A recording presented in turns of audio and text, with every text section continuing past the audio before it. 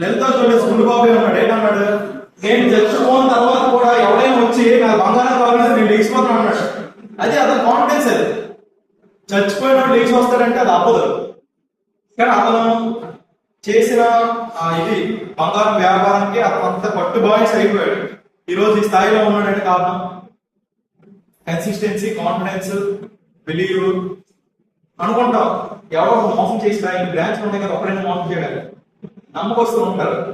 నీకు ₹1,00,000 చేస్తే దాని తగ్గట్టు పని చేసినాడు. అదే 1,00,000 ఇచ్చినోడు 50,000 ఇస్తే ఇంకో 50,000 మీరు క్యాన్ చేసుకోలేదు. అందుకే వాళ్ళకి తగ్గట్టు వీళ్ళు ఉంటారు. కాబట్టి డబ్బులు ఎవరికి ఊరికే రావాలని ఫేమస్ అయిపోయింది. ఆ డబ్బులు ఎవరికి ఊరికి రావాలని కోర్టు ఖర్చు పెట్టారంట. అది ఎవరో చెప్పాడంట.